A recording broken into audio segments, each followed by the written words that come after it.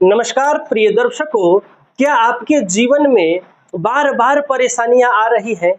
शादी में देरी हो रही है या संतान सुख की प्राप्ति नहीं हो पा रही है या फिर बार बार स्वास्थ्य संबंधित परेशानियां हो रही है? तो हो सकता है यह सब पितृदोष के कारण हो रहे हो, क्योंकि पितृदोष के कारण भी हमारे जीवन में तमाम तरह की परेशानियां होती हैं। तो प्रिय दर्शकों, वीडियो में आगे मैं आपको कुछ पितृदोष के लक्षण बताने जा रहा हूं। यदि आपके साथ भी यह सब परेशानियां हो रही है तो किसी योग्य ज्योतिषी से अपनी कुंडली जरूर दिखाएं। हालांकि आज मैं आपको पितृदोष के लक्षण के साथ साथ कुछ सरल लेकिन प्रभावशाली उपाय भी बताने वाला हूं, जिसे अपनाकर आप पितृदोष से छुटकारा पालेंगे। प्रिय दर्शकों, पितृदोष एक ऐसा दोष है जो हमारे पूर्वजों की आत्मा की अशांति के कारण बनता है। जिनके कुंडली में पितृदोष बना हो तो ऐसे लोग बिना कारण बार बार बीमार पड़ते हैं, मेहनत के बावजूद भी सफलता नहीं मिलती। ऐसे लोगों की शादी में देरी होती है या वैवाहिक जीवन में दिक्कतें परेशानियां चलती रहती हैं। संतान प्राप्ति में भी रुकावटें होती हैं या गर्भापात जैसी स्थितियां बन जाती हैं। बच्चों में शारीरिक या मानसिक समस्याएं देखने को मिलता है। घर में अशांति का माहौल रहता है या छोटी छोटी बातों पर झगड़े होते रहते हैं। शुभ काम में बार बार रुकावटें आती हैं। शुभ काम मंगलमय तरीके से संपन्न ही नहीं हो पाते। घर में लड़ाई झगड़े बने रहते हैं। जीवन में उन्नति नहीं हो पाती। वित्तीय समस्या हमेशा बनी रहती है।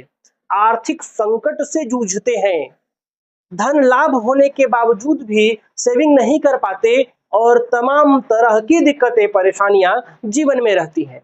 लेकिन आप घबराइए नहीं, पितृदोष से छुटकारा पाने के लिए कुछ आसान और प्रभावशाली उपाय भी मैं आज आपको बताने जा रहा हूं। लेकिन यदि आपके साथ भी ऐसी परेशानियां हो रही है तो किसी योग्य ज्योतिषी का परामर्श जरूर लीजिएगा। अब आइए जानते हैं पितृदोष से मुक्ति के कुछ खास उपायों के बारे में। प्रिय दर्शकों, अमावस्या या पितृपक्ष में श्राद्ध और तर्पण करें। पूर्वजों के नाम पर अन्न, जल और वस्त्र दान करें। पीपल के पेड़ को जल चढ़ाएं, उसमें काले तिल, दूध और अक्षत मिलाकर पीपल के पेड़ को जल अर्पित करें। रोज सुबह उठकर दक्षिण दिशा में पितरों को प्रणाम करें। जल में काले तिल मिलाकर उन्हें अर्घ दें। विष्णु सहस्त्र नाम का यथासंभव पाठ करें। महीने में एक बार घर में श्री सत्यनारायण व्रत कथा जरूर करवाएं। गाय, कुत्ते, कौवे और चिड़ियों को खाना खिलाएं। हरिद्वार, गंगा सागर, उज्जैन जैसे तीर्थ स्थलों पर पिंडदान अवश्य करवाएं। महामृत्युंजय मंत्र, रुद्र सूक्त और पितृ सूक्त का पाठ करें या ब्राह्मणों से करवाएं। एकादशी का व्रत रखें और श्रीमद् भगवत गीता का पाठ करें या ब्राह्मणों से करवाएं। देवी कालिका स्तोत्र और नाग स्तोत्र का भी पाठ आप कर सकते हैं। पितृदोष के प्रभाव को कम करने के लिए घी में डुबोकर कपूर पूरे घर में जलाएं। तो प्रिय दर्शकों, अगर आप सच्चे मन से पितरों का स्मरण करते हैं, श्रद्धा से उनका तर्पण करते हैं, तो पितृदोष खत्म हो जाएगा और आपको अपने जीवन में पितृदेव का आशीर्वाद मिलेगा और जीवन की परेशानियां धीरे धीरे दूर हो जाएंगी।